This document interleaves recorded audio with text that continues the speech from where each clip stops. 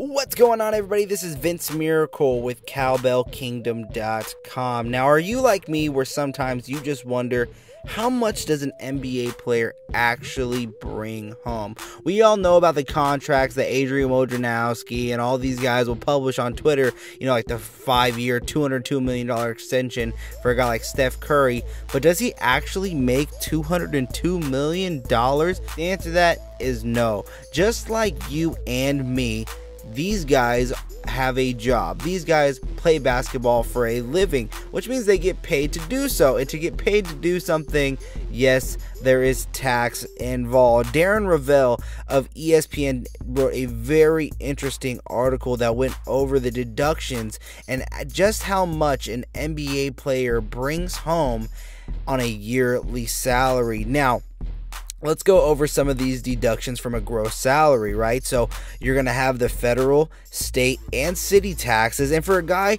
like a Kyle Lowry who plays for the Toronto Raptors in Canada, there's going to be Canadian taxes on there. There's agent fees and a maximum of a 401k contribution of $18,000 per player. In the case of players who live in, let's say, like a state like the Dallas Mavericks, who live in Dallas, where they don't pay taxes, they do, however, pay something called a Jock Tax from playing in those states. There's also a 10% escrow that has to be paid every single year. Now, with that 10% escrow that goes out, you do get the previous season's escrow, or the previous year's escrow, back at the beginning of the year, so that right there kind of balances out. Because this is CowbellKingdom.com, I thought it would be in my best interest to go over a Kings player. There's a lot of new team members here with the franchise this year, so why not look at someone like a Zach Randolph making in net profit this upcoming season with the math given by Darren Rovell and Bobby Marks of ESPN. Now, Zach Randolph signed for a $2,024 million deal.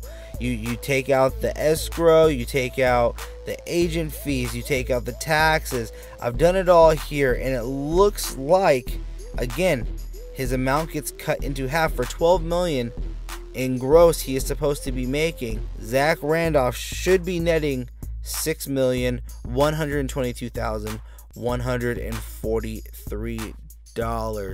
So there you have it. NBA players, they are not actually bringing home that big number that you see when you hear the breaking news on Twitter of what they're actually signing for. What they're actually bringing home is half of that. Think about that the next time you see a contract. Now, we want to hear from you. What are your thoughts on all of this? Go ahead and start leaving some of your names with the players down there and just start calculating how much money do they actually make.